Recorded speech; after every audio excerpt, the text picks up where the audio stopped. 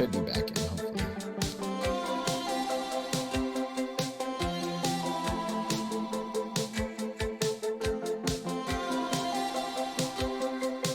The phone call or the Google call?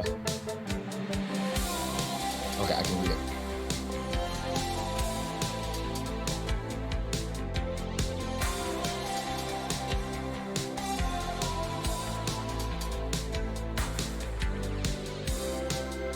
He knows our every flaw, the sins we keep in secret, hidden in the corners of our hearts.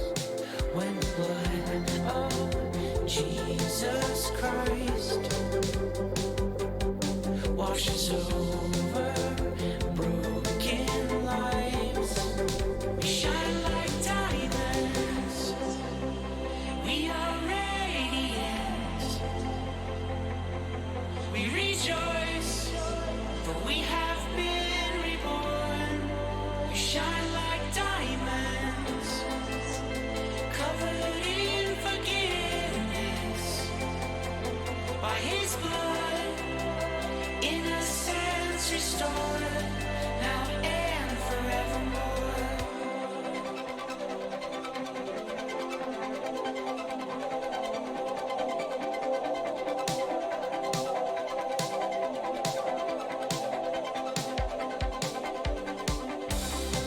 Come breathe in the fresh air. Come dance upon the mountains. Come know the grace that called us from our graves. Hear the voice of Him who saves, calling each of us by name. We shine like diamonds. We are radiant. We rejoice, for we have been reborn. We shine like diamonds, covered in forgiveness by His blood, innocence restored, now and forevermore.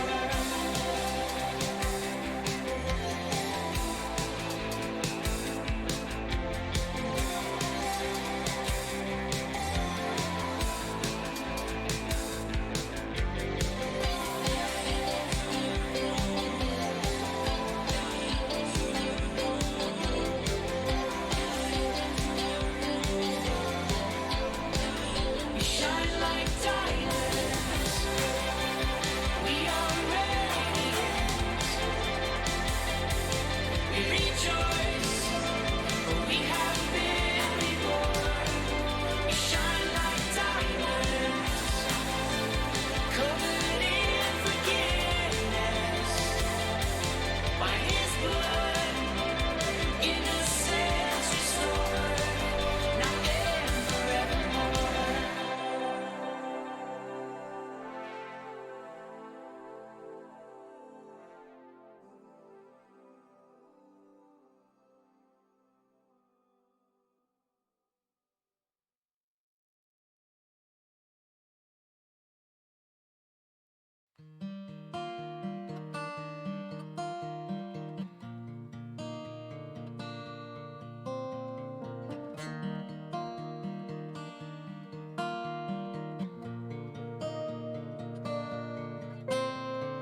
I've written so many love songs in my life, but none spoke of love and truth. I've looked to loveless things to satisfy, but none pointed me to you. And you are not mine, you're no longer mine. And if I go through this life as your person, then who am I apart from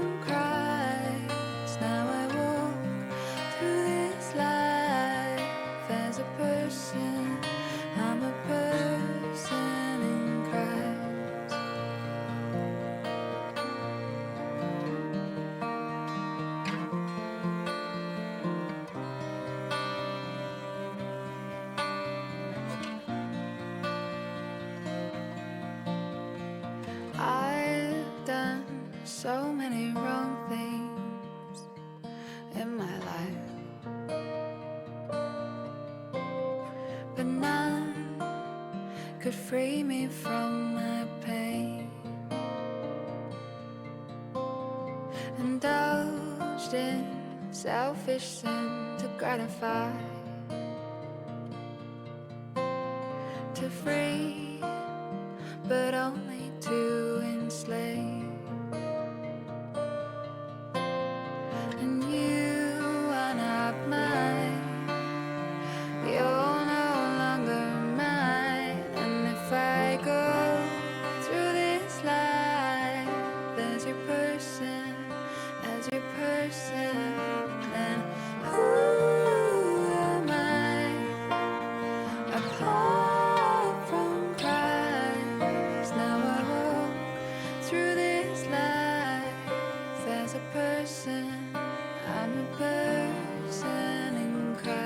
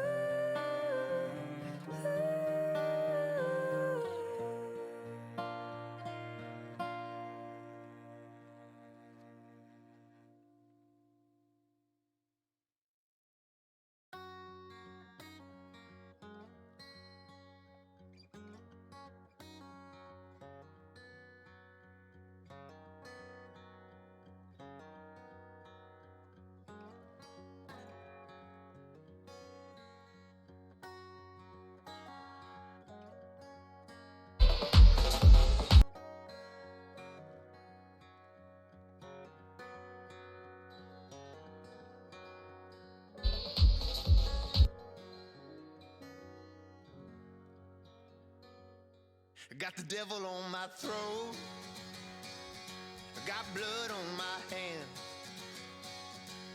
The ones that I love are in danger. I'm a fallen man, but I found me a river, and it washes me clean. Know that I'm drowning for trying, but I'll never leave. Know that I'm found, and I can't keep from hiding. Don't have a choice, but I get stuck deciding.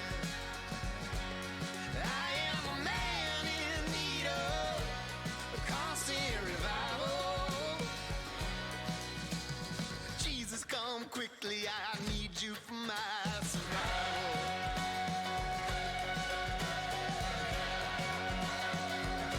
Got a lock on my soul, but I'll never let you in. Got the hounds of hell chasing, my time's running thin. But I found me a rhythm, and it breaks down my gate. Sometimes it's hard to just listen, but I'm making my case. Know that I'm found, I can't keep from hiding. Don't have a choice, but I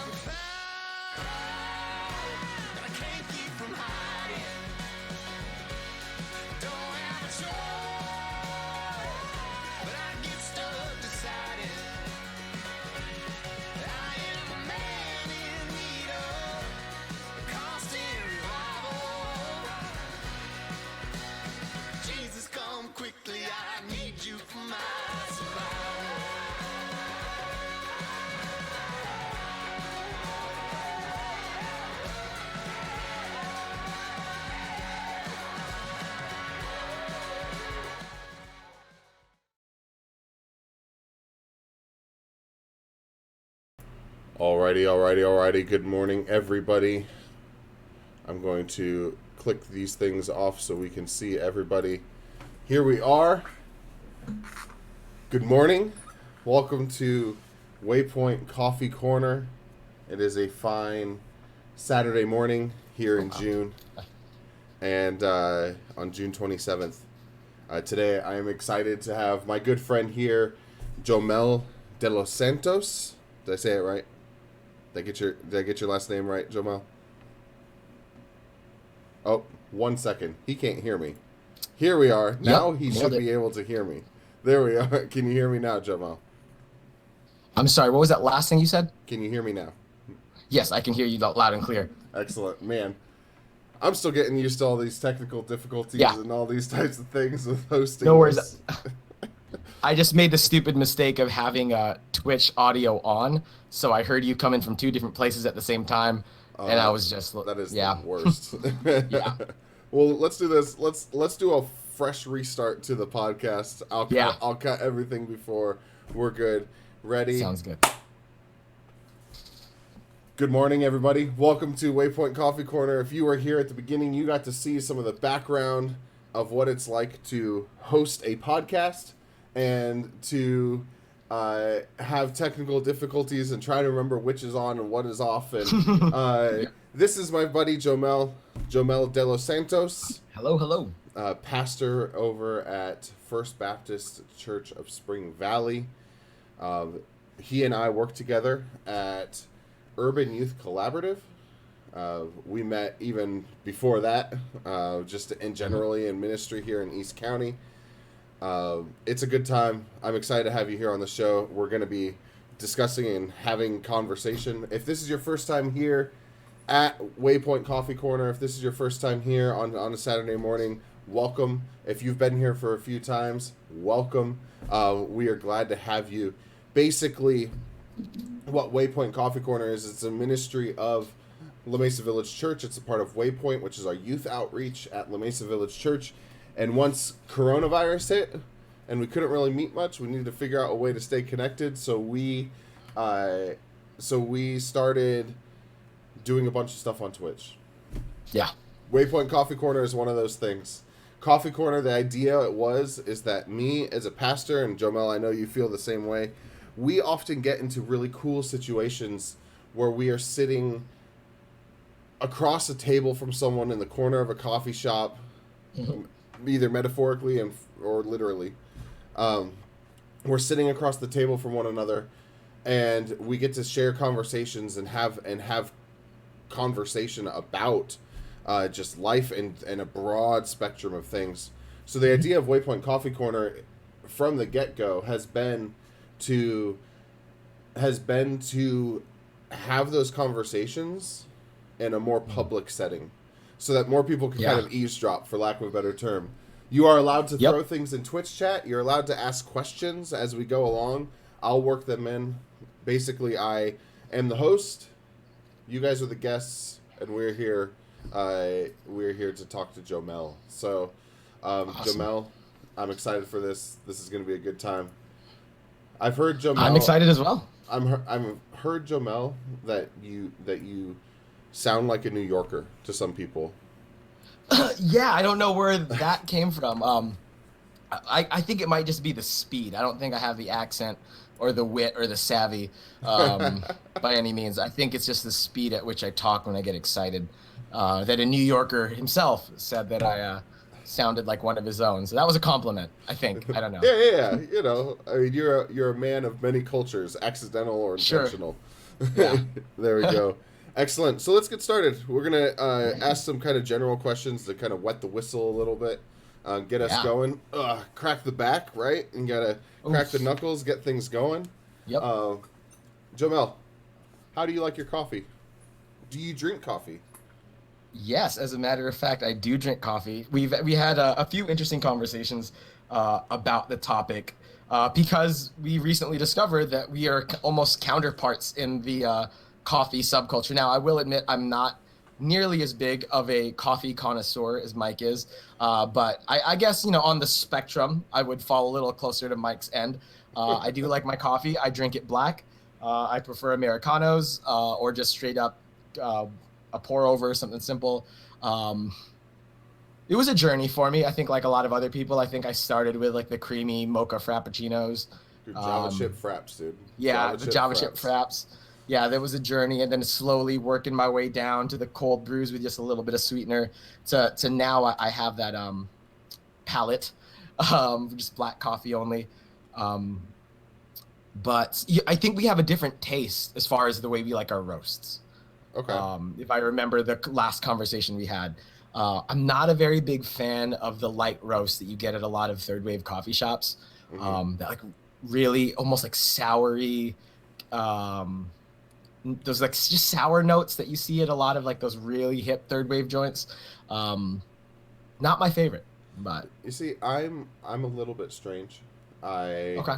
It depends on the season for me. So I really like those soury, floral, bright, those bright coffees during summer and over what's called a flash brew. So you brew, it's a pour over directly over ice. So it really locks in a lot of that sweetness and a lot of that flavor. But then I like when I'm drinking hot coffee during winter or something like that, I do like a little bit more boldness. So it's it's a give or take, whatever. Yeah. So I'm so sorry. My dog is gonna bark until I open the door and let him see what's outside. Just give me like 10 seconds. All right. So sorry. yeah, interview's over. Goodbye, everybody. No, I'm just kidding. This is one of the joys of being in each other's homes, so to speak, is that we get Apologize for that. My wife usually will entertain my dog while I'm on a work call or something, but she is hiking with my sister to celebrate her birthday on Monday. Well, that's actually a great segue because I was going to ask you before we got started, what are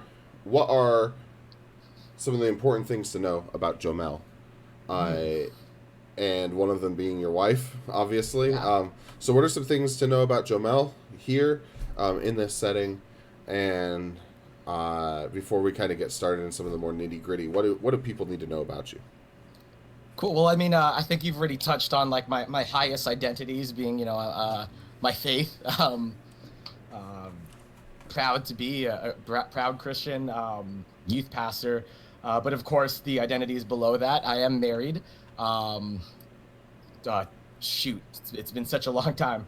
I married a Canadian citizen, and that's something that I've almost become known as is the guy who married the Canadian. Is his Canadian girlfriend even real? Like all those jokes. Met a Canadian on a missions trip to the Philippines. Fell in love in 2012. But we had to date long distance for 7 years before we could get married. 6 years before we get married. And then it was another year before we could even live together permanently after that marriage because, green card and all that stuff. It's complicated, especially when you do things the legal way, makes things even more difficult. So yeah, that was a long journey that I went through. That's kind of become part of my identity. I'm the San Diegan kid that knows a lot about Canadian culture for some reason. And besides that, diehard Padres fan, pretty big sports guy, and also a big nerd. Like that's another area where me and Mike kind of get along, like gaming, Star Wars, superheroes. If you have time, I could give you a tour around the office. You have a 3rd edition box behind you right now. I do. I have the Essentials kit, a D&D Essentials kit, because I'm going to try to DM later today for the first time some church friends. So we'll see how that goes. That's awesome. How long have you been a pastor? What is some of your schooling? Yes. How did you get to First Baptist Spring Valley? Great story. So I have the funny story.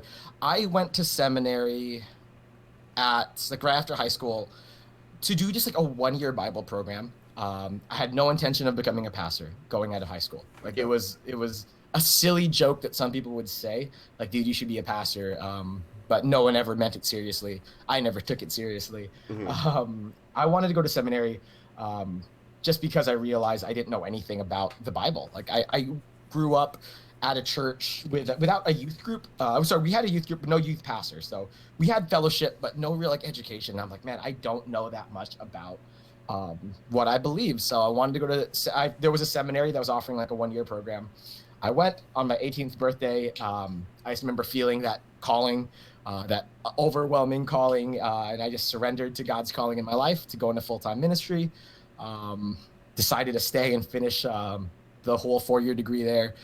Graduated in 2012, and I was looking, I told my pastor, hey, this is what I want to do. And sure enough, he said, hey, we want to hire somebody. We were going to hire someone from a different school, but if one of our own homegrown members wants to get into ministry, why not here? So this is actually my home church. I grew up in this church. Wow. I was a kid playing on the playground right outside.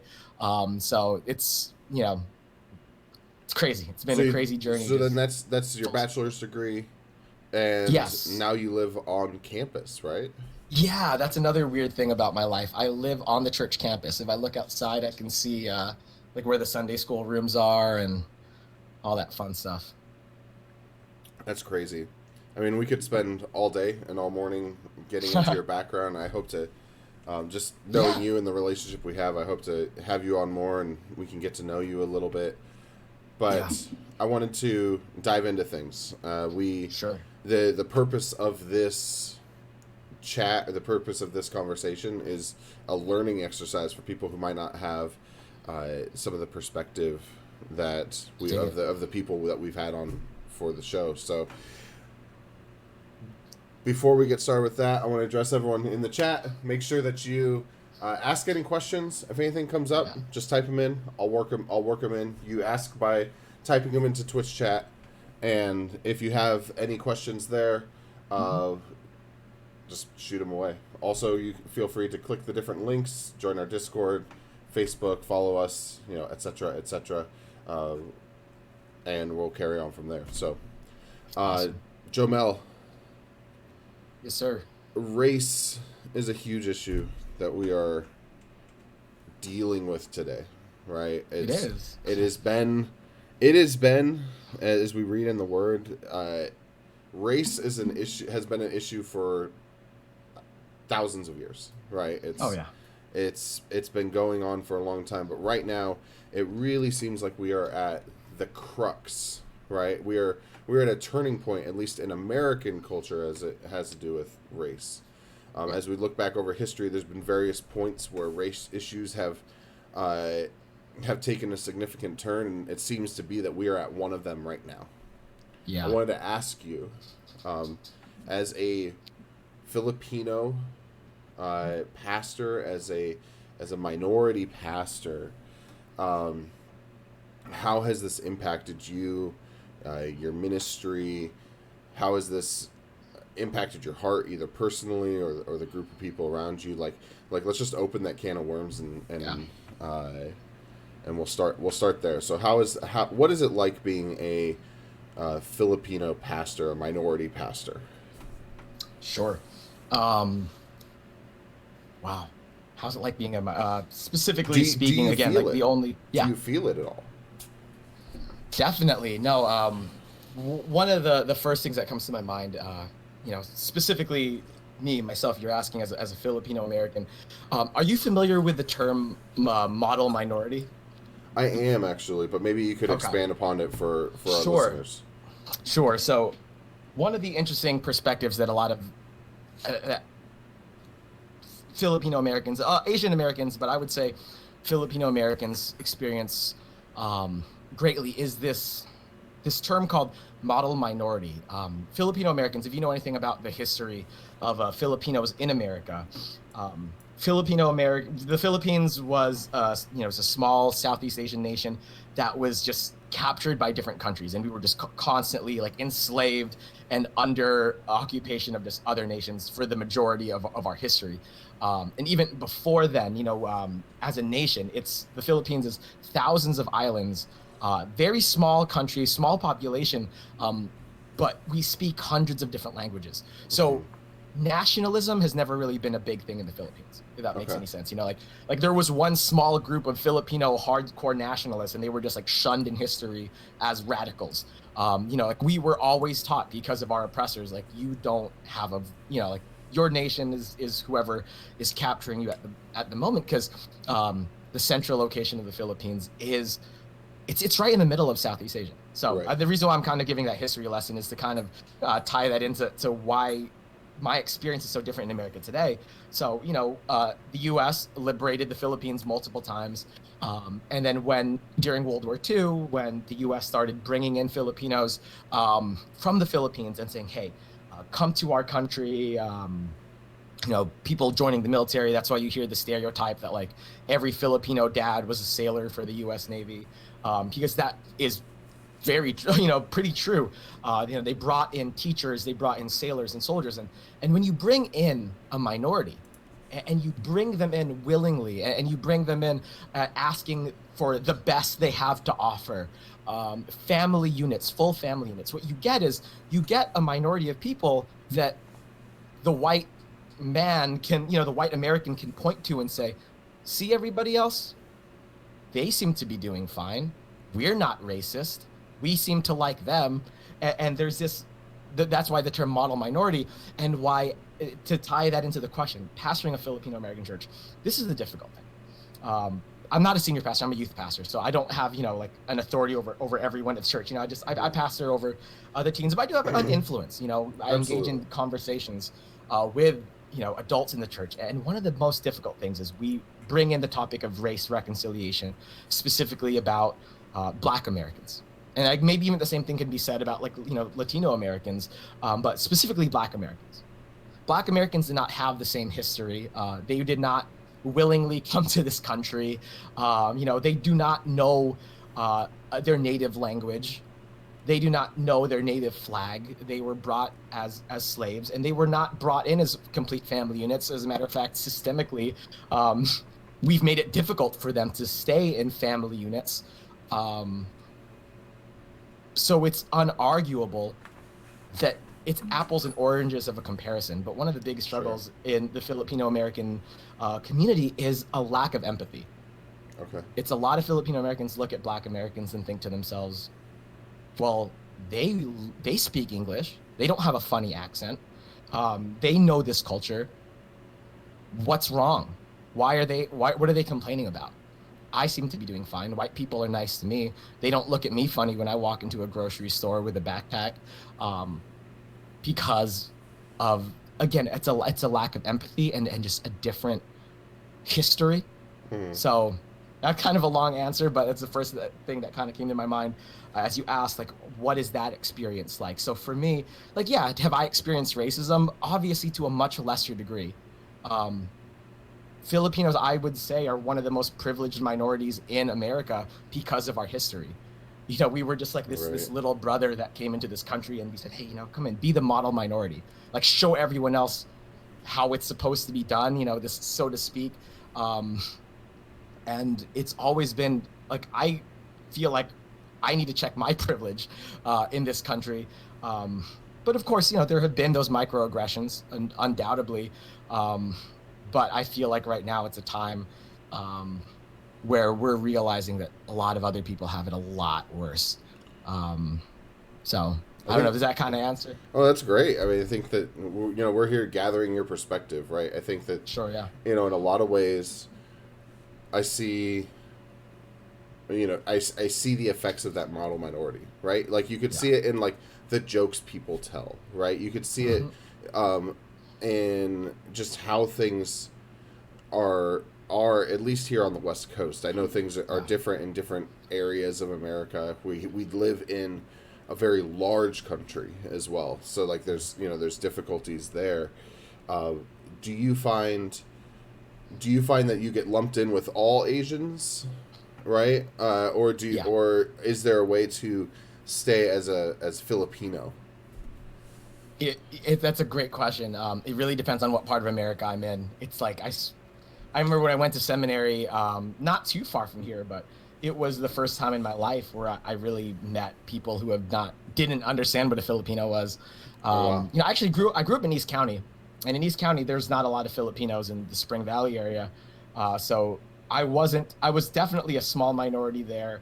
And yeah, there was the common, like, oh, Asian, Chino, Chinese guy. that stereotype, that clump. I went to South Bay, Chula Vista for high school. My family moved, and then all of a sudden, Koreans, Filipinos, Japanese, Chinese, there was that distinction, and I was no longer part of a minority anymore. But yeah, and again, I guess it was really one of those things that I never thought of as too strange, because San Diego was my world. East County and South Bay are 10 minutes away from each other. And that's always really been my world. It wasn't until I went to seminary and I met people who have never met an Asian before, never had an Asian in their school ever, from elementary school to all the way up to college, never seen a Filipino American except Manny Pacquiao on TV.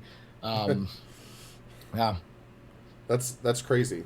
Something you talked about, which I think is really interesting, because obviously there's a lot of things that are being discussed right now with slavery, and in America, and honestly, at the founding of a lot of countries, and many countries over the course of centuries, slaves were used to build those countries, right, or those people groups, and that's in no way of making the injustices that have happened in America, or that are currently happening in America, in any way, shape, or form lessened. I'm just saying, that's kind of a historical fact, right? You go into a place, you talk about what the Philippines were, is when they were taken over by whether it's the Spanish or was it the French too, Japan as well. I wouldn't be surprised. Okay, if, France was in there at one point. I don't know, but I'm sure that as they established their stronghold, on the country, that they used the native people and people from around to build that up. And I think that's obviously, as we're talking about racism in America, the first thing that comes to mind is black slaves. And it's interesting that you talk about model minority and being lumped in with all the other Asians, when we also know that there has been Asian slaves, a lot of Asian slaves on the West Coast in our history. There's memes that pop up, or not memes, but historical facts that pop up that we use. White Irish slaves as well. There's a lot of stuff, but the dominant one that American history has been centered around and doesn't seem to really move on from is black slaves and black Americans be suffering injustice here in America. I wanted to ask you, because as you talk about being the model minority, right, and being a part of that, and honestly having a different set of eyes on you, right, for many at least, we're starting to talk about people's stories and people's preconceived notions about people. As you've started talking to your communities, as you've started talking to your groups of people, maybe your fellow Asian Americans, Filipino Americans, how have those conversations gone when you're discussing black slavery and black injustice in America? That's a great question, because it's definitely been difficult, because one of the most common responses that people will have, and again, I want to clarify, the people I have conversations with, these church people, these aren't necessarily, these aren't racist people. These aren't I don't want you to think that I have there's this Filipino church that doesn't love black people. Absolutely. But there's a lot of Christians of all colors, and Filipinos included, that don't understand this particular movement.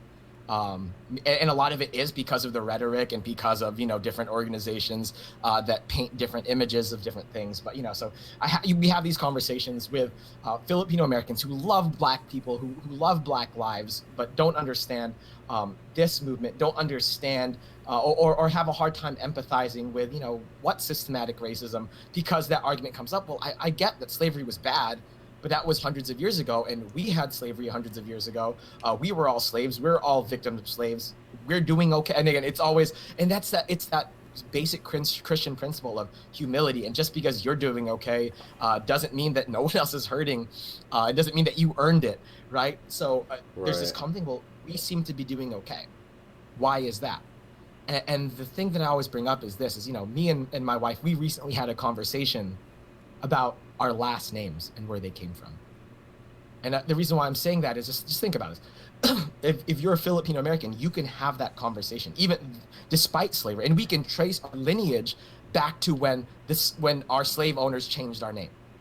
And we can trace our lineage to before our slave owners changed our name. Okay. That's a conversation that we can have.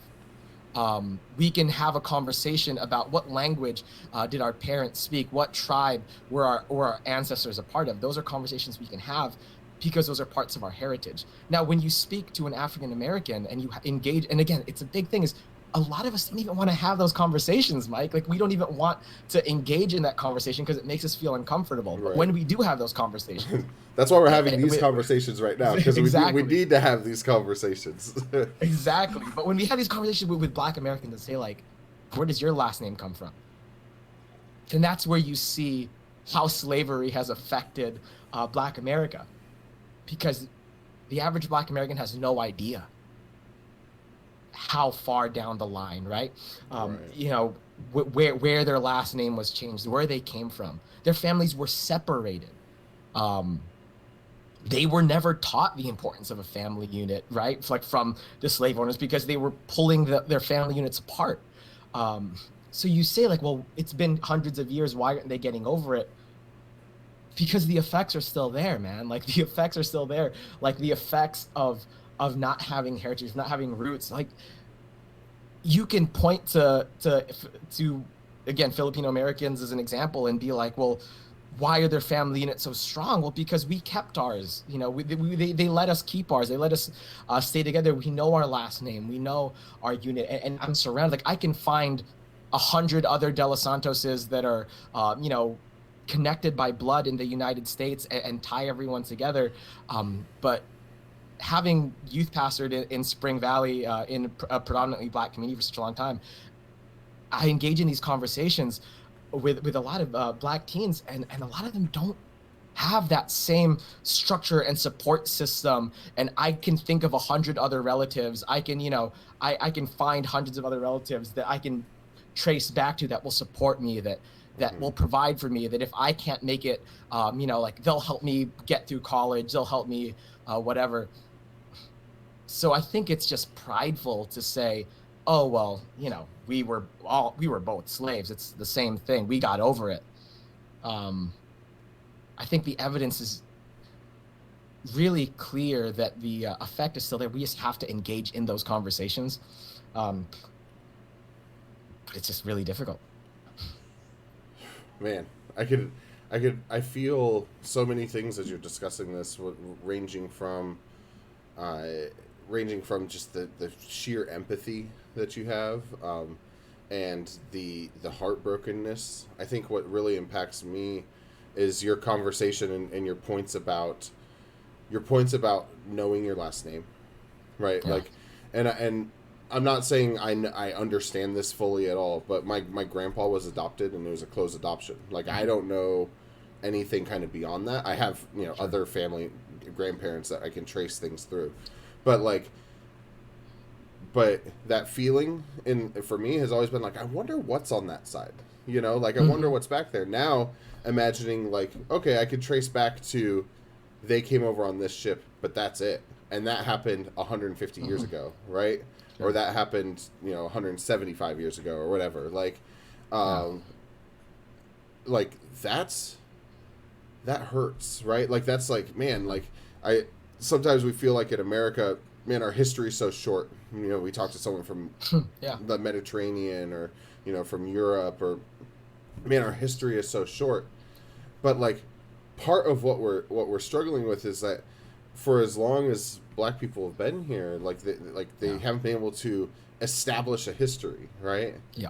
And I think back to one of those movies that you see, right? It might have been Glory, it might have been whatever, but a Civil War movie where a Black guy, is trying to fight in the war, and they're like, write your name, right? Sign here, and it's like he doesn't know how to write. He knows what he's fighting for, and he makes a mark, right? Yeah. Because he knows what people call him, but he doesn't know how to write it.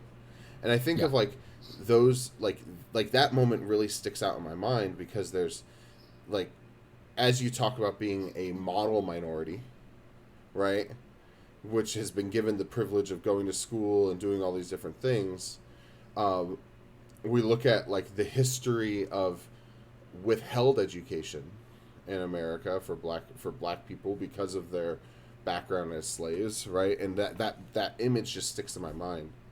And I think that right now it's so important for us to be able to have these conversations and to be able to engage in this. I think one thing I was talking with my sister-in-law this last week, and was asking her like, hey, like what do you feel? What do you express? Like, you know, how are you doing with all of this? And I asked her, I was like, hey, is there anything on the Waypoint Coffee Corner that we could talk about, right? And she had brought up this topic of gaslighting. Yeah. And I think that this is really important, and it's part of the conversation that you're bringing up. Yeah.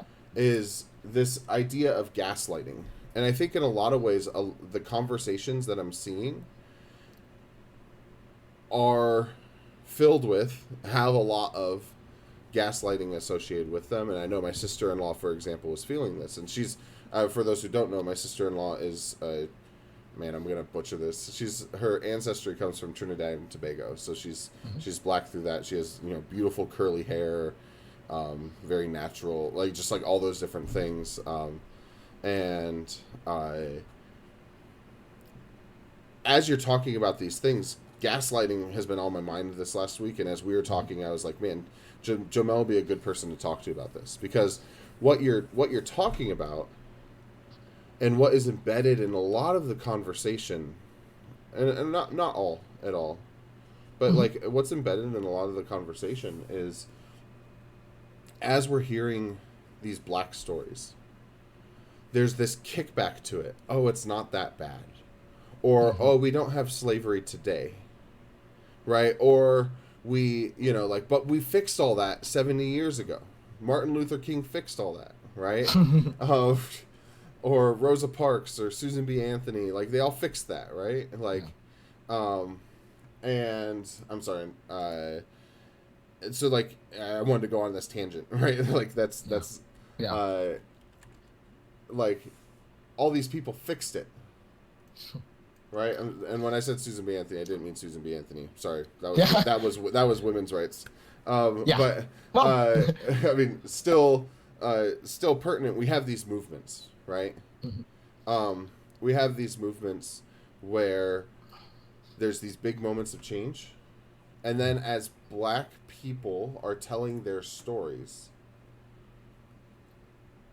this idea of gaslighting is engaged in. So gaslighting is when you manipulate a conversation, when you manipulate, like when someone is sharing their story, and then you start calling into question, like, their own story, their own experience, their own, like, mental recollection of it. I think the technical term is, like, you start questioning their own sanity. Yeah. Like, your story isn't real, you know? Yeah. Or, are you sure that's how that happened? Because I remember it this way. Yeah. Right? And we start, like, seeing these different things, and I think that's one of the struggles that you are, that you're pointing to, right? When you're saying, did they really have that struggle? Because we were slaves once. Yeah. Sorry, Was it that bad? Yeah. Right. So I wanted to ask you a little bit about, like, what does that look like for you? What does that look like in your conversations? And have you seen this topic of gaslighting kind of come up with the conversations and the people you're pastoring? Like almost every day. Someone asked, what is gaslighting? It was funny, like right before you called, I actually just got curious and I looked it up. Like, what is the definite, like, where did the term come from? Right. And actually it came from like a 1944 movie called Gaslight, where like a protagonist's husband was just like, like trying to question his wife's sanity and just trying to like convince her that she was going insane. And when I first heard the term gaslighting, it was used in the context of comedy. Gaslighting happens in comedy all the time. I jokingly gaslight my wife like on a daily basis. Like, babe, where's the hydro flask? And I'll just like, I know exactly where it is. I'm like, no, babe, you put it there. You hid it on that top shelf. Don't you remember? And then, because my wife is very gullible, and it works 50% of the time. But I kind of give that background just to kind of give also context to someone that doesn't understand the concept of gaslighting. So it's done a lot in comedy. It's done a lot in movies of just like, no, and like I'll gaslight friends all the time. Like, Mike, what are you talking about, man? Like, we met in 2008. Like, remember? Right. We met in like high that. school, dude. We met in high Dude, school. Dude, we were best friends in elementary school. Right? I get gaslit very easily because I'm also very gullible. So I might have just exposed myself there. But that's just, a little bit of preface. The gaslighting that we see today is, again, it's when instead of listening to someone's story, you want to, do the facts and logic and let me just throw these facts. And the funny thing about gaslighting is it's not even necessarily that the things that people are saying aren't objectively true, as much as sometimes they're just insensitive. They're facts that don't apply to the situation. And even if they are true, right? Like, someone is upset about one example of police injustice. Sure. Then someone else comes along and says, well, here's this other instance of police injustice where, or of what people thought was police injustice, but the facts and objective truth, it turned out that the police were actually in the right. And maybe that's true. Right. Because again, in this whole issue of police injustice, also, like, I want to make it very clear that, I grew up in a military household. A lot of my relatives are either military and or law enforcement. Okay. So as much as I fight for and I believe and I want to be an ally to the Black community and to Black lives, I still fully support law enforcement. I still fully believe that police officers have to do their job, and I still completely believe that police officers have a very difficult job. So I understand that there are some instances, right, where maybe it's not racism, but that's not the point. The point is, so you take those instances and people like to use those to gaslight and just throw like, oh, well, how about this? How about this? How about this situation where, maybe this guy like deserved to be shot, hypothetically, right, quote unquote, and just these instances. And I see it on social media all the time. And the thing is, you try to argue with it and they say, well, these things are true.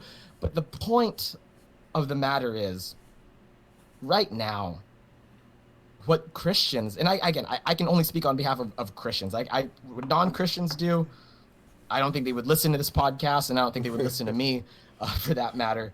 But what Christians need to do is, even if you feel like you got like that good fact in the holster, you got a good argument, you got a good example, right now is just not the time to be shooting off just because someone has a story that makes you feel uncomfortable. Right now is a time that we need to listen, because maybe you do have some facts. Maybe you do have some good, again, like the example of being Filipino American. I keep seeing my own race used as a gaslight bullet, right? Like, well, how about Filipinos? They're not getting shot. They were slaves. Right. They're not good getting model in trouble. citizens. Exactly. They're not committing crimes and doing this and doing that and whatever. And it stinks, because then Filipino Americans will hear that and say, wow, they're right. And it's hard to blame them for letting that stroke their ego. And then Filipino Americans hear that, yeah, we are pretty good. What are they complaining about?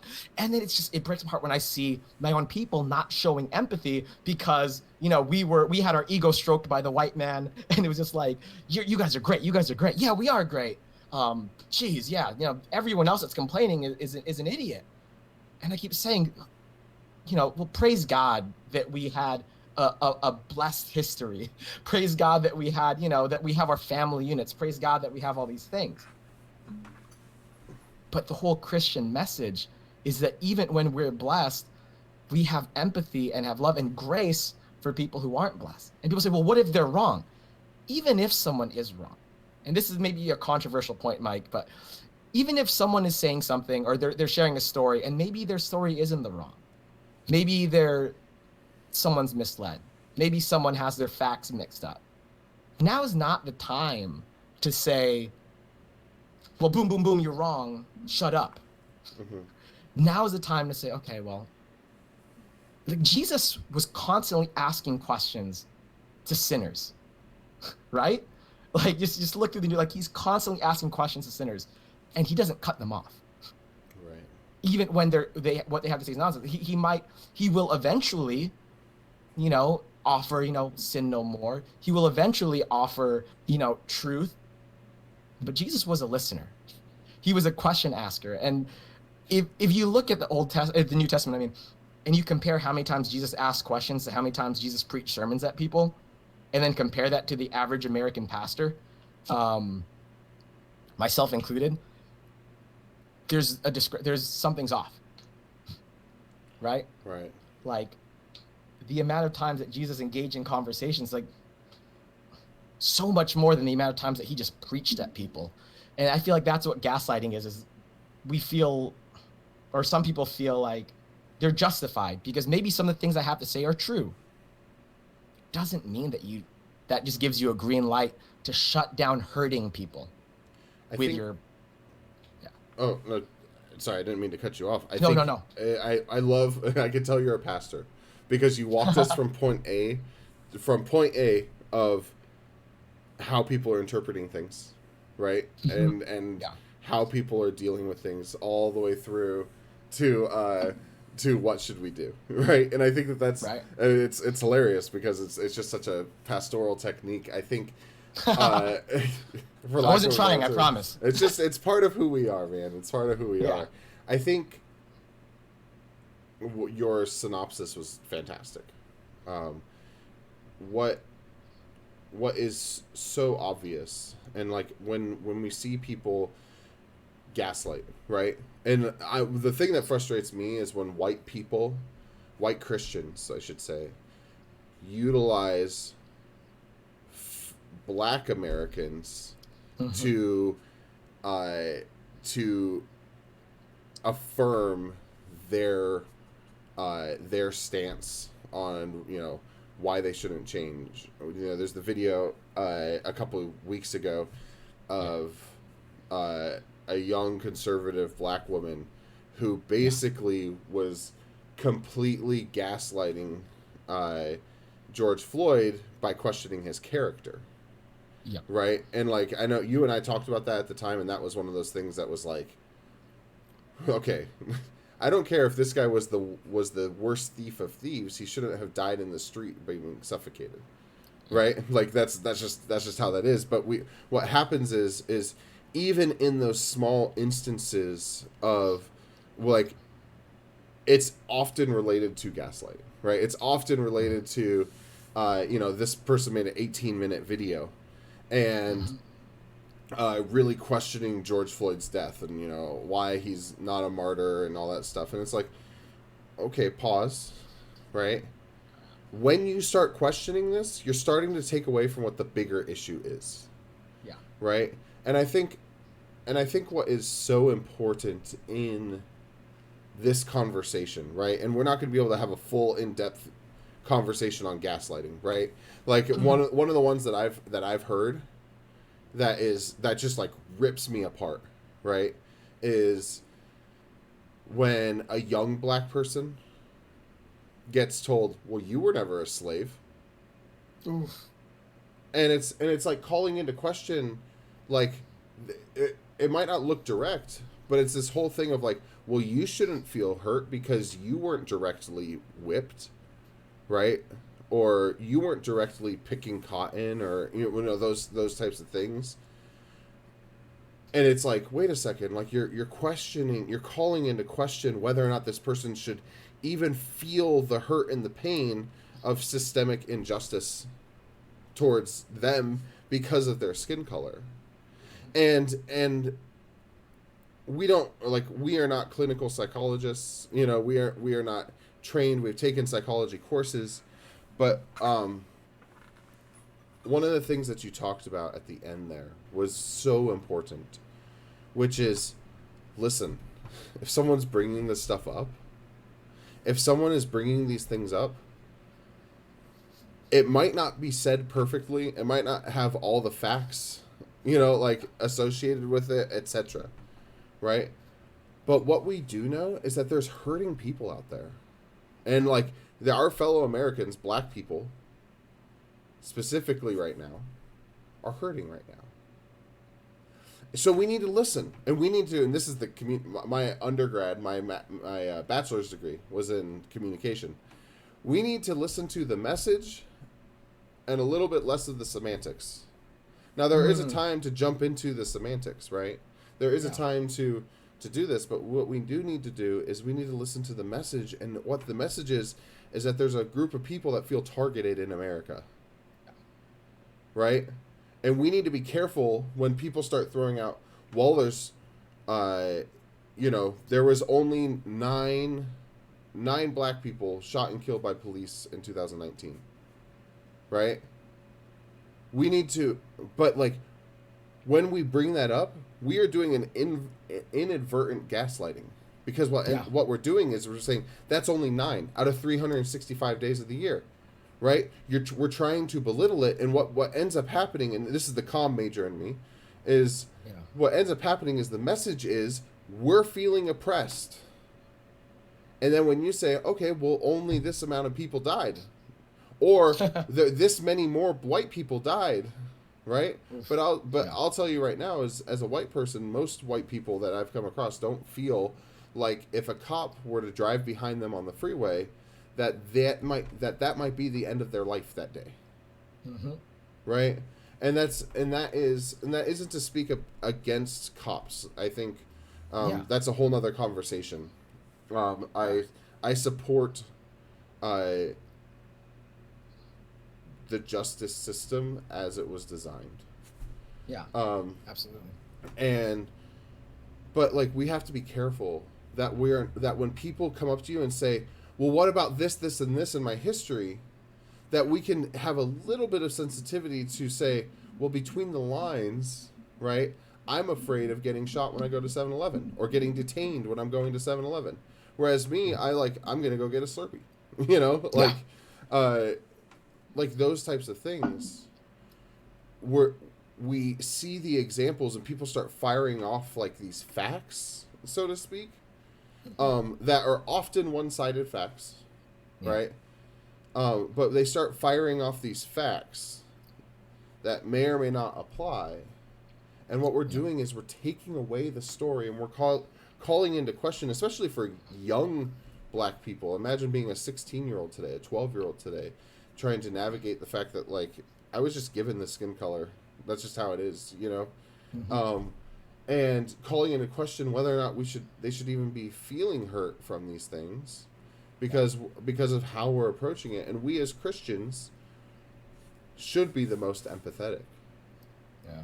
Right? We should be the first ones to, like you said, stop and listen. Just hearing that, like, it reminds me of like another common Christian gaslight, which is the, like, you know, I feel like I hear this a lot.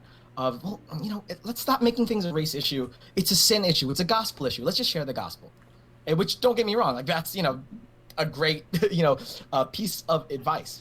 But when you use the gospel as a pivot, and I think the word pivot is a good word that, you know, like for example, throwing in the sentence "all lives matter." Why is that such a I was going to ask you about right? this. Like, this is great. What was that? I was going to ask you. Oh yeah. Yeah, exactly. Right? Like, there's nothing wrong with saying, like, there's nothing, and there's, as far as I know and everyone I've spoken to, there's not a single black person who disagrees with the statement that all lives are supposed to matter. Sure. The problem with the statement, or the way it's being used, is again, it's nothing about the statement. It's nothing about because I feel like, as a Filipino American, when some Filipinos hear Black Lives Matter, their first instinct is, oh, so that means my life doesn't matter?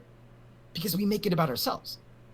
And I guarantee, if we were willing to listen to what the statement means, and of course there's a whole organization thing, and that's a whole other conversation of, like, you know, they hear Black Lives Matter and they think of this, you know, primarily liberal organization.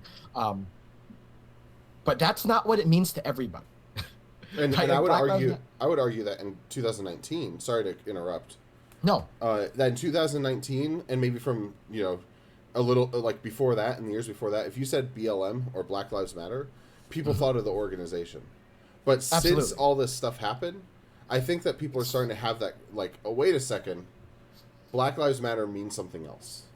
Exactly. Sorry, I wanted to interject with that there. Continue your thought. Absolutely. So sorry, what was the point that we were talking about? Oh yeah, sorry, the Christian gaslight of, let's make this a gospel issue. Right. And here's the thing that I'm noticing. There's truth to that, right? Like, I believe personally that I don't really think, and this might be a theological debate, but no, I agree. There's probably not much that we as Christians, with all our social media posts and everything we do, there's probably not much we can do in the area of ending systemic racism this side of the second coming of Jesus Christ. Like, I don't know. I could be wrong on that. Yeah, frankly, I don't think as much as that we can do, but what can we do? We are called to make disciples. We are called to love people with the love of Jesus, and with that love, shine that, share the gospel and see disciples. But the problem is, when we keep pivoting away from listening, so many Christians are wondering, well, how come so many minorities are leaning away from Christianity, and so many minorities are going towards more liberal ideologies, and why is this whole, like, oh, Christianity is a white man's religion? Because Christians don't want to listen. And the big thing is, like, a big part of when people are going to follow a movement is which movement will listen to me first, right? Like, we say, like, oh, let's make it a gospel issue. Let's just see these guys get saved, and then, like, that changes everything. You're right. Salvation changes everything, right? Like, we might never end systemic racism in our lifetime, but if we can share the gospel and see people in heaven, that's a way greater, like, I agree 1,000%. But part of sharing the gospel is first listening to and bearing the burdens of unsaved people. Otherwise, yeah, of course they're not going to listen to us. Of course they're going to turn, and they'd rather listen to a different movement that's pro-abortion, that's pro-whatever it is, all the things that you hate. Of course they're going to want to turn that way, because you're using the gospel as a pivot. Like, it's true, but it's not supposed to be a pivot. All lives matter. Yeah, it's true, but don't use it as a pivot. Listen first. Listen and feel and feel with them. And if they say something that's wrong, okay, you can correct that in due time, but we wonder why they don't want to hear our message, why the churches, why they're leaving the church, minorities are leaving the church by these mass numbers. It's because we are so obsessed with trying to be right that we don't even know how to sit down and listen to someone who's hurting. Like, it stings some people to even do it for a few minutes. Wow. Like, if someone has a viewpoint that disagrees with them, you can see it in their face. Like, talk to a homosexual who grew up in a church.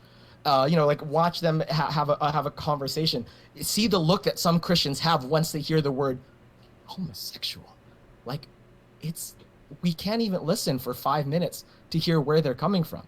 And again, I'm not going to say that it's not a sin, but we can still listen to an experience and try to empathize and feel.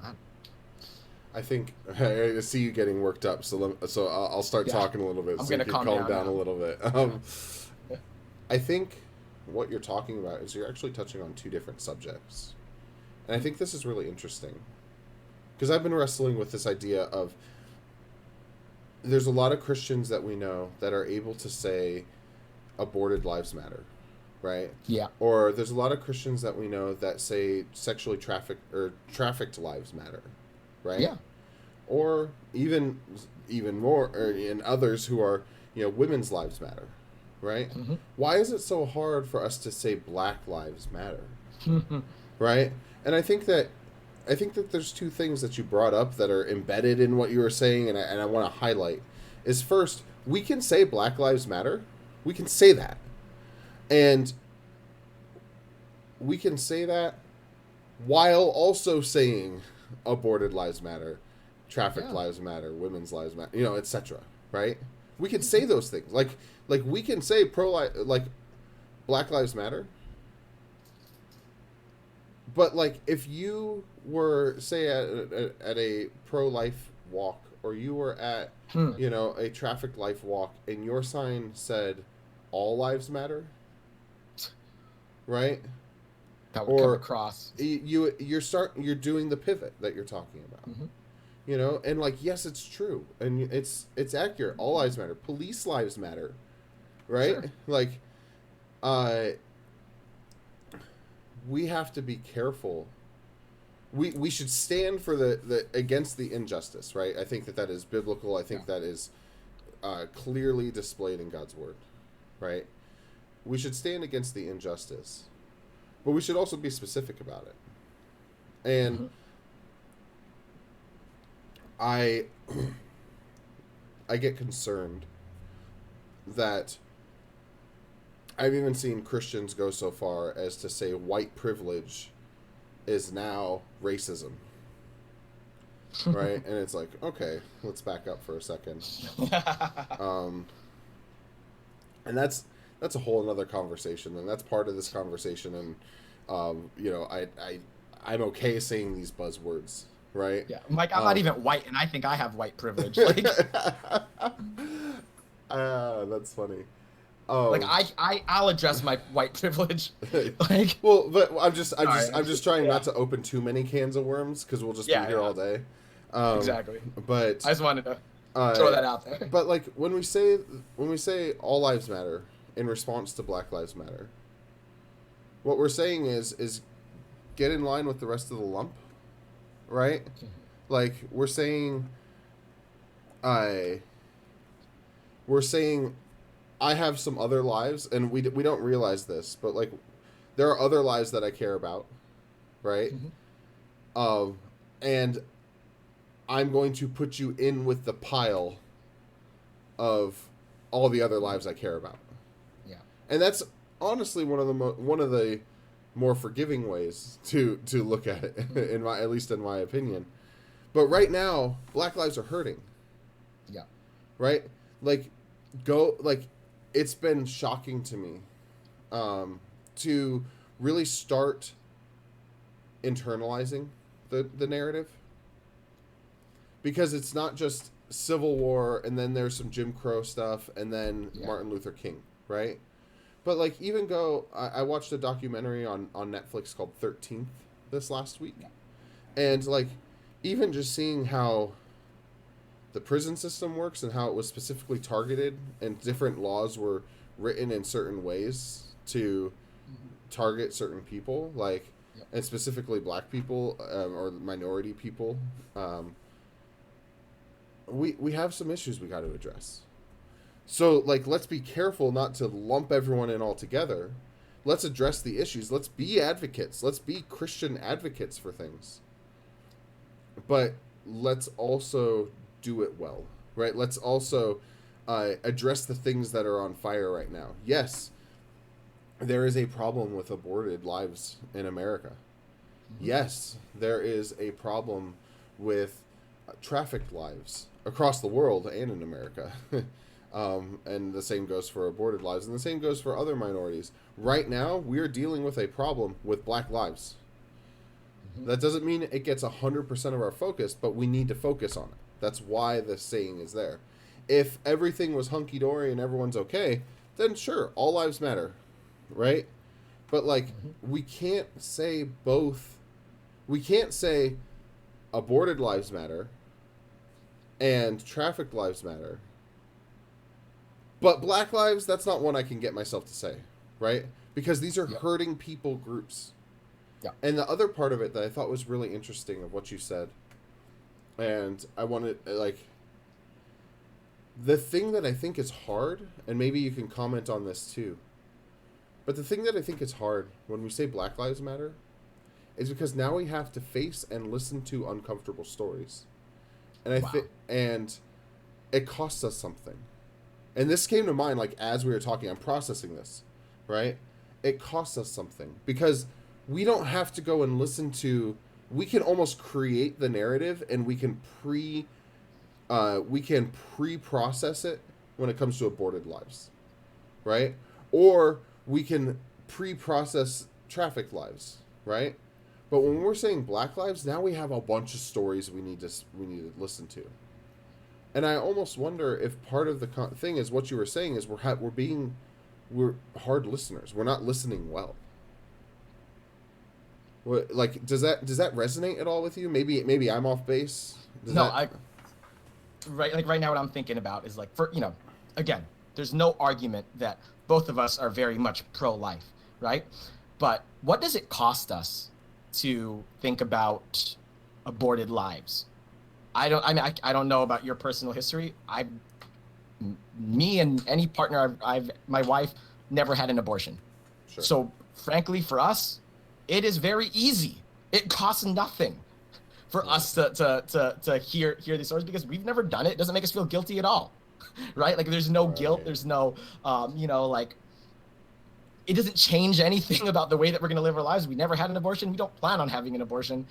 We don't think that's not part of our, it's like as crazy as it sounds to say, it's kind of, unless you've had one yourself. And even then, people who have had one repented of it, and felt like, oh wow, that was a mistake, that was something I shouldn't have done, and then boom, it's becomes easy to fight for this.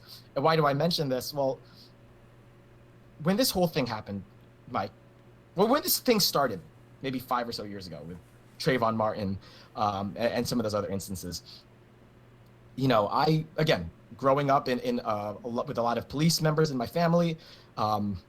First thing I tried to do was just look at their side of the story and look at, like facts and stuff. And I personally didn't feel like some of those early cases were instances of racism. And when this whole first thing started, I had no love for anyone who said Black Lives Matter. I had no empathy, didn't even want to think about it. Then when George Floyd happened, right? And say what you will about, what kind of person he was, it doesn't matter, right? The fact of the matter was, what we saw in that video was a person who hated another person. Mm-hmm. And maybe you can even make the argument that, well, maybe that guy wasn't even racist because, apparently there's new evidence that this guy might have known this dude, right? And he might have just hated this guy for other reasons. Right. But the fact of the matter was there was hatred. And then what we saw from that was other people expressing their hatred, saying, well, yeah, maybe he deserved it. The fact was we witnessed people devalue Black lives. And then what I had to do, or what I felt led to do, was really question my own value of Black lives. Right. And I don't know if, Mike, you felt the same way. Because, from a distance, someone could look at us and say, oh, well, these guys are pastors in San Diego and East County.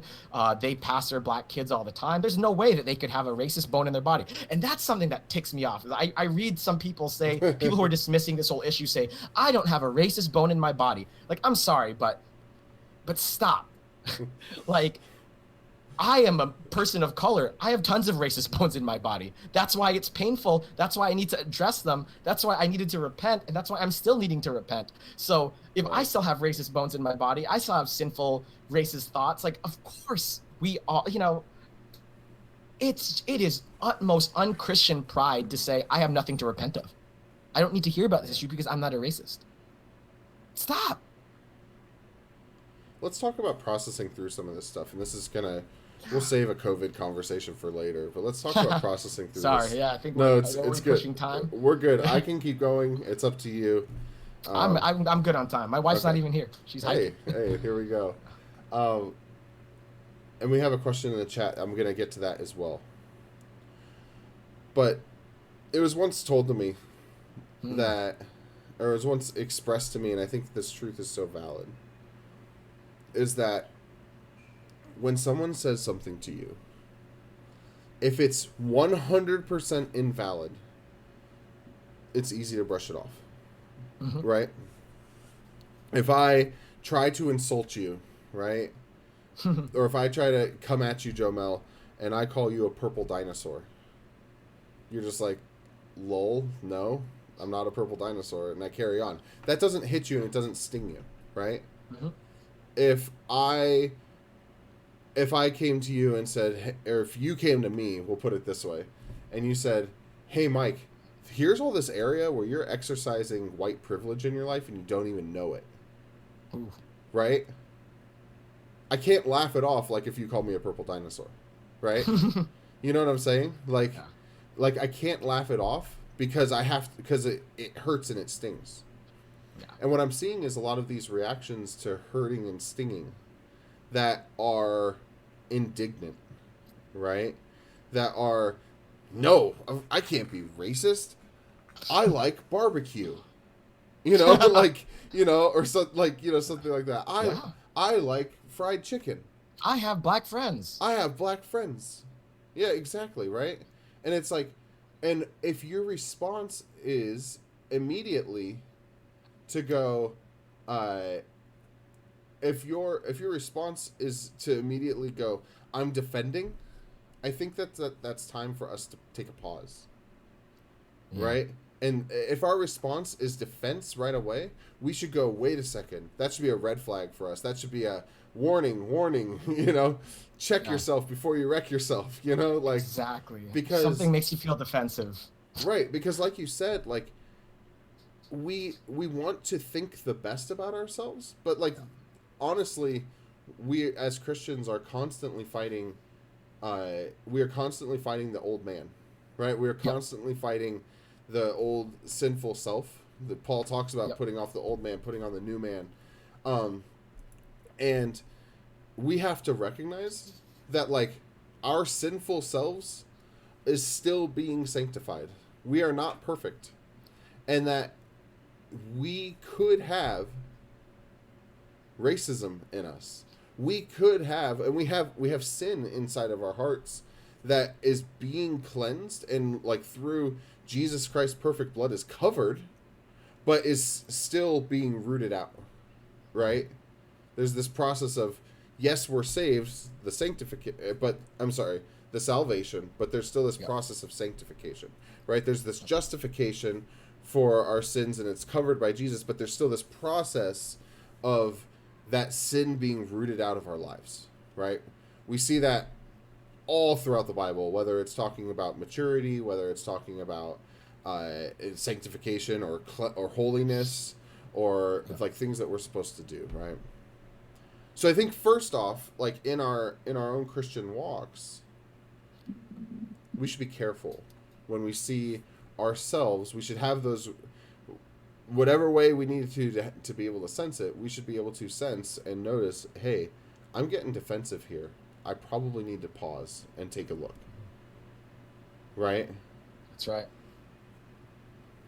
So then when, and I think this goes back to all lives matter, Black Lives Matter, right? Because I think that all lives matter in a lot of ways is a defense mechanism, right? We're going back to the things that we know. We're going back to, well, here's a statement I can say. I don't know if I'm ready to say Black Lives Matter yet. Even though we live it, even though, like, as Christians, like, you are an image bearer, our black friends are image bearers, I'm an image bearer of God. We are all equal before the Lord. Right? Yeah.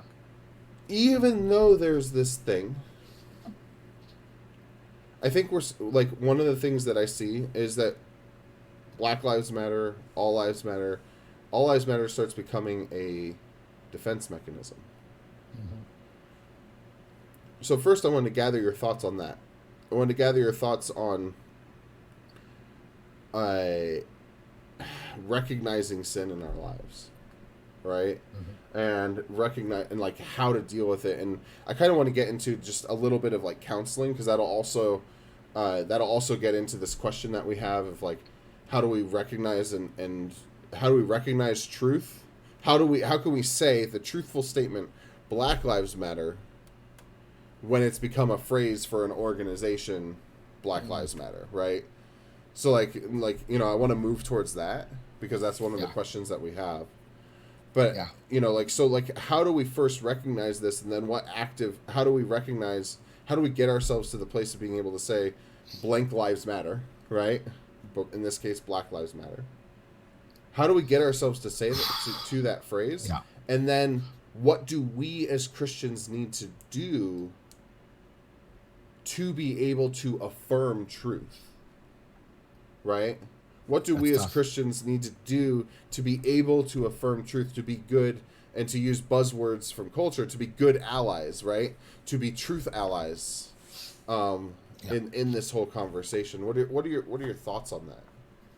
That's good, man. And that's something that I've been kind of struggling with. And honestly, like I've been just kind of searching and I've even had to like pull back from social media for a couple of weeks, just because I was just looking for answers because, you know, sin comes at every side. And so therefore empathy needs to come to both sides, right? Not every person who fights for Black lives is saying, is saying everything perfectly, and not everyone who's on the opposite end who doesn't agree with with that movement is saying everything perfectly, believes in everything righteously, and therefore empathy should come to both. Mm-hmm. So, you know, when when it started, I was very public. Like, guys, I understand what Black Lives Matter means to me now, so I can now confidently say this because I had, what the turning point was hearing Black brothers in Christ say, like, guys, like, I don't agree with this organization. I don't agree with the stuff that they say about LGBT, or the stuff they say about churches, or the stuff they say about, yada, yada. But when I heard Black brothers in Christ say, but right now, I just genuinely feel like my life doesn't matter in this country, and I just want to hear my brothers affirm it. For me, that was just like, okay, that's what this means to me. Right. That's what this movement means to me. That's what this word means to me. So I said it. But of course, as we all know, like that immediately became a stumbling block to a lot of Christians. And one thing I want to tell our listeners is never be a stumbling block just to be a stumbling block. Never. And I think a lot, maybe the people who are watching this and who are still an hour in, if you're an hour into this conversation, that means that you might even agree with us, and you might have so much frustration and maybe even wrath towards people who don't get it. You probably have a relative, an uncle, a parent who just hears Black Lives Matter and rolls their eyes and says, oh, come on, guys, all lives matter. Don't allow the devil to fill your heart with wrath towards them either. Don't allow the devil to take away your empathy towards them either, because they are also sinners in need of grace, right? So how do we use it? I think everybody might have a different social circle. Everybody might have a different situation. I try to use it empathetically. I try to use it in a way that I think will be a stumbling block to the least amount of people. I'll maybe say things like, Black souls matter to the gospel. Black lives matter to God. To avoid maybe what's the word? Association, right? People say, oh, so you support this movement that wants to, do this and do that and do this. I'm like, no, I don't. And yes, there's an opportunity to educate. And honestly, and Mike, you might disagree with me on this one, but if it comes to a point where it feels like we can't say anything without being a stumbling block, for me personally, I just stopped saying things at all. I was like, or they're not. Sorry, let me clarify. I stopped making public statements that I thought could be stumbling blocks. And I said, you know what, let me just shut up and listen. And let me just go into a season of shutting up and listening. And I haven't been as active on social media because I just want to listen. And I want to engage in more private conversations. So when I see someone who's maybe seems really confused or misled, engaging with them in private conversations and saying, hey, like, I know you feel this way, but let me tell you, to me and to a lot of other Black Christians, it means something else. Right. Engaging in those conversations, because I feel like we there's this need in the digital age of like, well, I have to say something. Sure. It's like, I'm racist if I don't. And sadly, there are people who, I don't agree with that culture. With the culture of, what happened. Like when Kanye didn't make a Black Lives Matter statement, or like a tweet in the first 3 days, they wanted to cancel Kanye. It turns out that he's been donating millions of dollars to families of victims and stuff like that. Yeah. That I don't agree with that. And Right. Like the culture that you have to make public statements or else you're a racist or else you don't care. I don't think so. And if you want to cancel me for that, then that's fine. I think it's better to be well-informed and to be empathetic. It's better to be empathetic and informed than make statements as fast as you can. I think Like what you brought up is really good, which is like any public statements should be based in, for lack of a better term, our private conversations. Mm-hmm. Right? And I think you're right. I think that for me, like, for a long time, I was having a hard time. How do I step out and say something? I feel this need as a white pastor of a church that was next to buildings that were burning down in La Mesa. Yeah. Right? Like, literally next to buildings. 200 yards max away from burning buildings. Like, the bank that I bank at is burned to the ground. You know, like that kind of thing. Yeah. I think one of the tipping points for me as well was talking to people like our colleague James Wiley, who is an interview we had a month ago. You can go back and look at it on YouTube, guys. Anyone who's in here. But we had a 3-hour conversation. And one of the most impactful things that he said is he's like, look, Black lives matter because my life matters. Yeah. It's not about the movement anymore. It's not about the organization. I'm sorry. It's not about the organization anymore. It's about the fact, the truth. Yeah. And I think what you also said embedded in there, which is also a good piece of wisdom, is we as Christians need to be able to be able to explain why we're saying what we're saying. Mm-hmm. We have someone in the chat who said, I've seen people say, God loves Black lives, right? Yeah. Maybe another alternative for people. And I understand that. I also understand, like, one thing that's actually been provocative and a conversation starter for me is me as a white pastor saying to people who are far on the right side of things, right? Who are like, wait a second. I know Mike isn't for all the things the Black Lives organization is for, but then when Mike says Black Lives Matter, there's a conversation there. And I've had a dozen conversations with people that are, wait a second. I know you well enough. I have that private conversation well enough where we can talk about this, right? Where I understand that you don't stand with some of the things that the organization stands for, but since you're saying Black Lives Matter, there's that trigger for them. Yeah. Right? And I think that that's important for us to recognize. Is you said that, like, when you don't know what to say, you kind of pull back and start having private conversations with people. Yeah. Right? I think that there's a lot of people, like, don't feel the pressure to have those public conversations like that you and I are having now. We're navigating some waters that might have been really tough to navigate without the careful conversations we've had. So for our listeners, like, don't be afraid to stand for the truth, right? Mm-hmm. But be ready to give a defense for the truth that you're standing for, right? And that's part of where the conversation is. The other part of it is you should also not feel the burden to make public statements, right? To post on your Facebook wall, to post on your Instagram, like those kinds of things. You shouldn't feel the burden that you have to do this, but you should absolutely feel the burden to have the private conversations, right? Because there's people that are hurting, and there are people who are hurting that need to be listened to right now. Yeah. And I think that's like a twofold thing. And what I've noticed is the more private conversations that I've had, the easier it is for me to lead people to have public conversations. Absolutely. I have a friend of mine who is he's not a Christian. He lives in the Midwest. He's a Black man. His dad's a lawyer. He's been at every march in his city. And like, I'll go to him and I'll be like, hey man, like, I need to know how to say this. Do I say African American or do I say Black American? Right? Yeah. And he's like, so having the conversation, that brought up a conversation topic of, I didn't even realize that he was so triggered when people say, oh, I'm colorblind. Right? Yeah.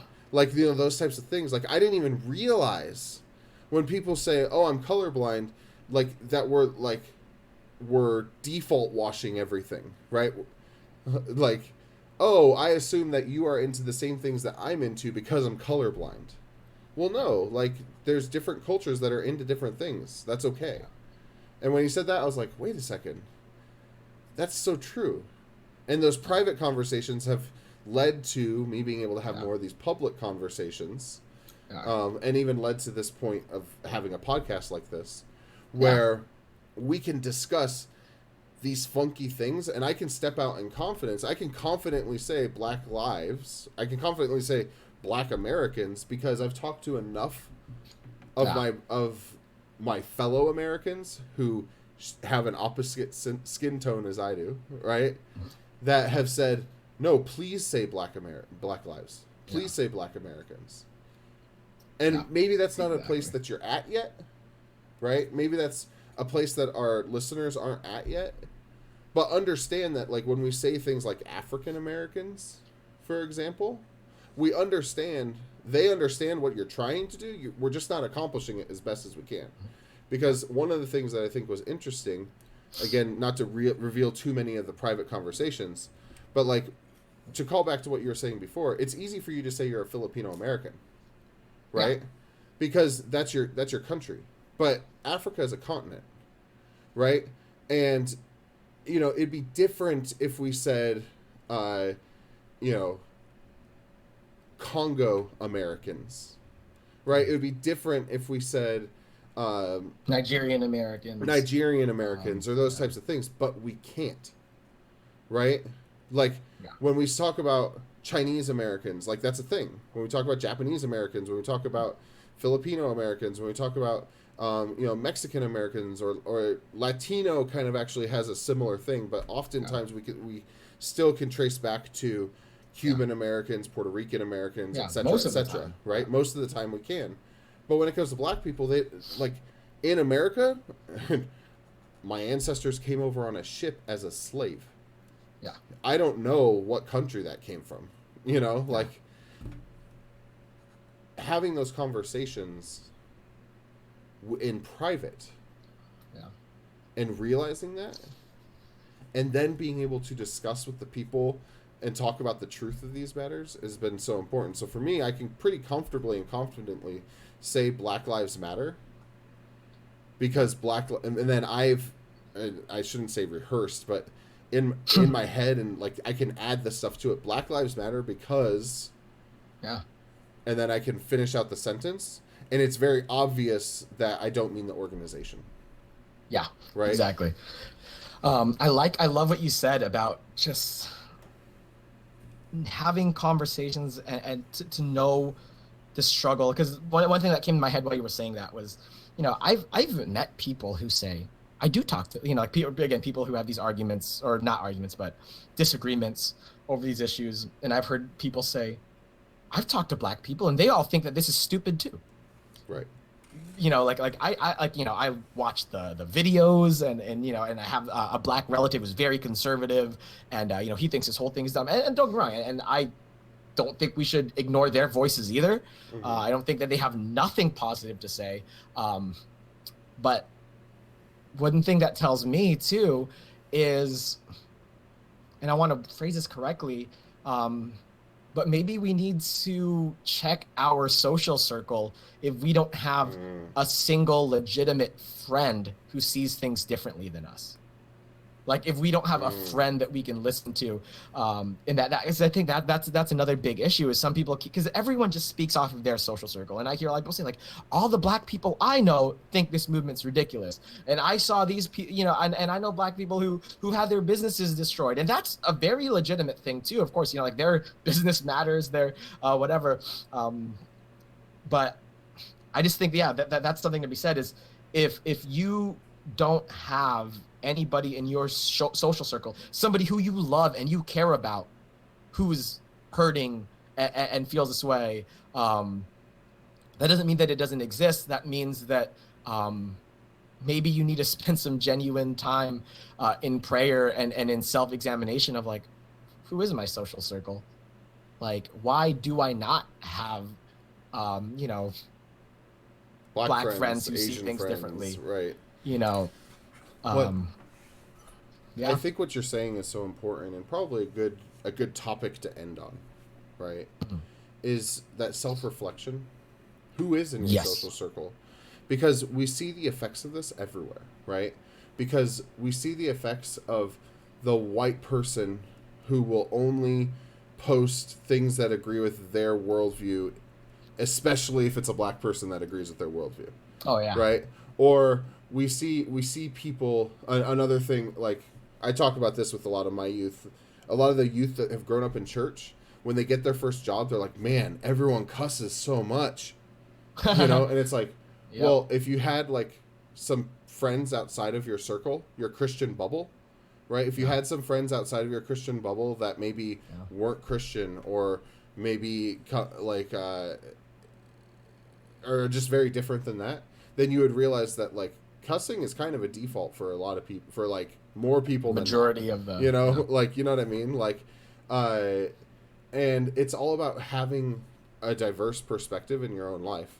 And you shouldn't go up to someone and be like, you know what? I don't have a black friend. I'm going to go make a black friend. That's not how it works. Yeah. How would Excuse me, will you be my black friend? Right. Would you be my Asian friend?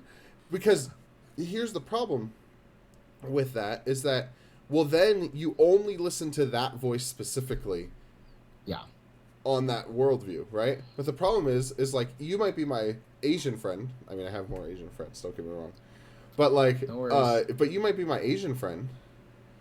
But is it even right to give you the voice for all Asians in my life? Yeah. No, I'm just kidding. Why not? Like, that sounds like a great idea. I'm a great spokesman. No. Oh, but you see what I'm saying? Like, Absolutely. Like, this is why social media, this is a way social media can be a good tool, right? Yeah. Is because people are starting to be more public about these things. People are starting to express those opinions a little bit more. And while you might not agree with them, we should be able to listen to dissenting opinions. And or different opinions. I shouldn't even say dissenting, but different opinions to gain a better perspective. Yeah. Right? This might sound extreme or even mean, but if you're a Christian and you're and you know, like, your immediate circle of influence, if everybody thinks alike in your circle of influence and the people you love and care about, this is going to sound harsh, but you're doing something wrong. Like, if the people that you know can say you love and loves you back, and you're an influence in their life and their influence, if they all think alike, if they all vote the same way, if they all think the same way, like, you're doing something wrong, because we are called to be lights among the people that we're surrounded with. And I know for a fact, if you were to poll, you know, your 10 neighbors, they don't all think and sound alike. So if your circle of influence or your church friends or everything, if they're all on the exact same page, there's a Christian bubble. Like, you're living in a bubble, and that's, something's right. Now, of course, you know, I'm not saying that, you know, like, you need to be influenced by unsaved people, but to have people, are you lost really, people. Are you really in the world and not of the world if the world that that whole you're thing. in just looks all the same? You know, Exactly. like, because God created that diversity, and the reality is that God loves and wants and desires a relationship with all people of all races, and he still died for the unsavory people, right? He died for people who are unsavory right now, who will come to a saving relationship with him, whose lives will turn around. So like there's a person out there who looks completely different than the good Christian, right? Sex outside of marriage, maybe multiple partners, who knows, language is a mess, right? Like, all sorts of these different things, right? There are people out there who maybe look different than you, are completely tatted up, been to prison, like, you know, et cetera, right? Like, there are people out there that God is going to save that look like that at this very moment. Absolutely. Who we are called to be lights to them. Jesus talks about, like, that well people don't need a physician, right? People who are well don't need a physician. And, like, if we're called to be lights, if we're called to be healthy towards people, right? They're the people who need who are sick, Yeah. right? In that metaphor. And I think that it's important for us to recognize these things, and it's important for us to gain that perspective outside of our own. And when we have someone who says something that stings, for example, right? Maybe you haven't heard an F-bomb in a while, right? I'm not saying go out and find an F-bomb to hear and get desensitized to it. I'm not saying that at all. But if that's the reason why you have a hard time conversating with someone, well, but that's the exact type of person that Jesus would have been with and been a light to, right? Having meals with, Prostitutes? inviting to his home. Like, yeah, like these are the people Jesus invited to his home. These are the people that he had meals with, that he had relationships with. Wow. And I think that that's so important for us. Yeah. And so, like, get out there. Like, Yeah. like build relationships with people that are meaningful. And I think that, like, part of the I don't want to say question, but maybe the challenge is, you know, if you're a youth, this is a little bit different. If you're an adult, this might apply a little bit more. But, like, who would you be willing to invite over? Yep. Right? Like, if this person might be a little less savory, like, obviously there's a responsibility to, you know, protect the ears of the young ones around you, or those types of things. This is a metaphor. But it's also very literal if you can take it literal. But who are you willing to have over? Who are you close enough to invite over to your house? Right? Maybe you don't need to bring them over because you've got, you know, a child who's 7 who will repeat unsavory language. I don't know, right? Yeah. But, like, you know, there's well, right now with the whole coronavirus thing, don't that's inviting people to your home is a different conversation too. So this is purely metaphorical. Yeah. But who are you inviting into those areas of your life? Yep. Are they just yes people who affirm your personal convictions? Do you live in an echo chamber? Right. Is your social circle an echo chamber? You know. Do you welcome the challenge? Mm. You know, do you welcome do you understand, okay, my perspective on race in America, especially when it comes to social issues, I should say. My perspective on history, my perspective on, you know, these different things is likely needing tuning, you know, has bias associated with it. Absolutely. Yeah. How do we resolve that? Like, who do I need to listen to gain more perspective? So, and yeah. Do you have any closing thoughts or anything like that? I think that this conversation has been a little different than we initially planned for, which is a-okay. That's I'm sorry. I know. I love that is the format that we have here, because I think it's really good to, again, if you and I were to sit down at a coffee shop, we would very easily blink and it'd be an hour and a half later and we've talked through a lot of these race issues, you know, like you have no idea how many times I've like just gotten to conversations with pre-COVID, you know, like conversations with pastors at coffee shop corners just like this, and then next thing you know, there's like an audience of people like just nodding their head, and then I have to like text my wife. She's like, "Where have you been? It's been 2 hours." Yeah, I love the one where you're sitting like. and you're having a conversation, and then someone comes by, like as they finish up their drink, because you've clearly gone through 2 cups at this point or something like that, right? And person comes by, "Hey, I've been listening to your conversation," and you're like, "Uh-oh." Oh, you know, Part 2, here we go. But they're like, "Hey, I've been listening to your conversation, you know, I thought it was really good and challenging, you know, keep up the good work," or whatever. And it's like, oh, like that happens more frequently than I can count. Like it happens all the time. I've very rarely gotten like negative confrontations at coffee shops. I think there was one time where someone was like, "I've been listening to your conversation. I completely disagree."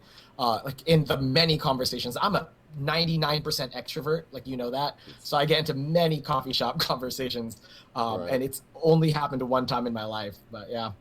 But yeah, I mean, I think I could share a similar sentiment, right? Where it's like, oh, it's only happened really once, but.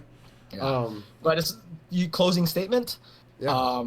I do have a closing statement, and that's this: is if you're listening, and maybe you're thinking to yourself, maybe you're wrestling with some of the issues of the legitimacy of everything, because this is something that I've thought of too. Is, you know, like again, like I told you, I try to be very objective with every instance. I don't like blanket statements.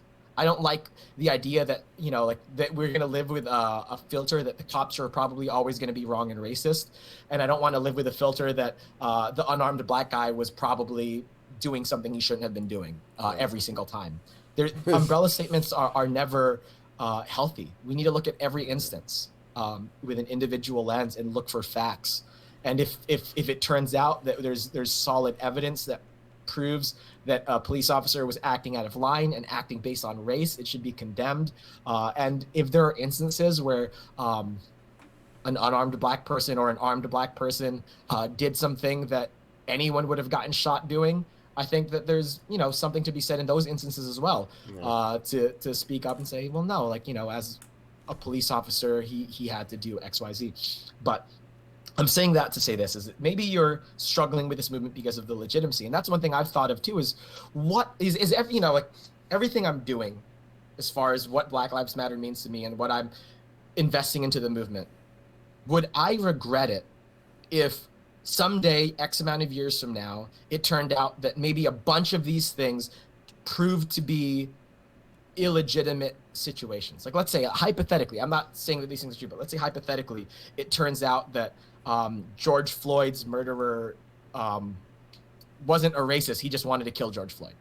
Let's say hypothetically, in all these other situations, Elijah, Breonna Taylor, like all these instances, let's say, you know, all the evidence comes out and objectively they can prove somehow that like every single police officer in all these situations was in the right and there was no racial intent. They were just doing what they had to do, yada, yada. Hypothetically, let's say it's a strong someday, hypothetically, but yeah. Continue. Yeah. So let's say all these things pan out this way. Would I look back and be like, man, I wasted all that time? Would I look back and say, I made a mistake? I should have never said Black Lives Matter.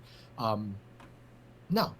Because again, for us, I think as Christians, this isn't so much of a, we're doing this because we want vengeance and we want to see white cops thrown in jail. No, what this movement means to me and what I think it should mean to most Christians is this is a movement of me as a sinful Christian, humbling myself, searching my heart for a particular sin, empathizing, hurting people, whether they're right or wrong. Because I know right now, the biggest thing that people are struggling with is what if it's not even true? Right. And I'm not God. I do think there's racism. I do right now, based off what I'm seeing, I do think it's true. But what if we are wrong? What if it turns out that these things aren't true? They're still hurting. Right. And what this movement is we need to comfort hurting people. Whether the thing that's hurting them turns out to be what they think, they're wrong on what's hurting them, right? Like, you know, Jesus asked people, you know, like people would ask Jesus, like, where did this disease come from? I think it came from his parents. They were wrong on where it came from, but Jesus still wanted to heal it. You know, like, and I'm not saying that to say that they're wrong, but right. If you're just looking for objective truth and facts of who's right, who's wrong, then that shows that we have very unempathetic hearts. And I think if there's a closing statement that I want to give, it's the biggest thing that this movement should mean for Christians is teaching us empathy and humility. I don't need to be right. I don't need to prove that I'm right. I just need to be loving and listening, hear people who are hurting, and yeah, speak truth when necessary. Never be a stumbling block just to be a stumbling block. And God will sort everything out in the end, right? And as far as the social stuff goes, that's why, you know, you might disagree, or maybe someone else might disagree. I'm not very quick to sign every petition that I see. I'm not very quick to call every mayor over every issue I hear, because I want to see the facts too over specific instances, right? But as far as just a movement of saying let's let Black people know that their lives are being devalued and they're supposed to matter, I have no regrets saying that, even if it turned out that we were wrong on every single instance. I think that what you're talking about, and in a conclusion, right, you're not supposed to bring up new stimulus, but I have an illustration that I think will really help. Yeah. This last week, over the last couple of weeks, Bubba Wallace is a NASCAR driver. Sure. Black NASCAR driver. And in pit 43, which is where he was randomly assigned, there was, I'm going to go out and say it, a noose. It was a rope, and the rope was used to pull down the garage door on his car. Yeah. I saw it. That thing was a noose. It had at least five like rotations. It was a noose. And I think that the handling of it, and I won't go fully into it, but I think the handling of it was actually done really well. Where someone saw it and they were like, hey, there's a noose in a black NASCAR driver's pit bay, in his garage. And we need to report it. There's a sensitivity that was good there. The FBI researched it and found out that it wasn't directly targeted at him, but that it had been there for a long time. Mm-hmm. Some people will look at this and say, look, Bubba Wallace was just being insensitive, or he was just being sensitive. Yeah. Others will look at that and say,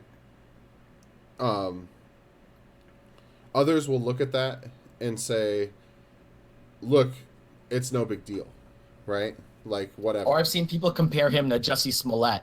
Sure, right? And like those types of things. Yeah. But the reality is that something that was used as a tool was a trigger. Why? Because there is hurt. Exactly. Because there is pain. So like, even if we are in a situation where something we're doing is innocent, right? And I use that word loosely because tying a noose is rarely innocent. But anyway, even if something is innocent, like him randomly getting assigned to the carport that had a noose tied as the garage door closer, right? Or as the rope for the garage door. The fact of the matter is that something that someone was sensitive to and hurt by.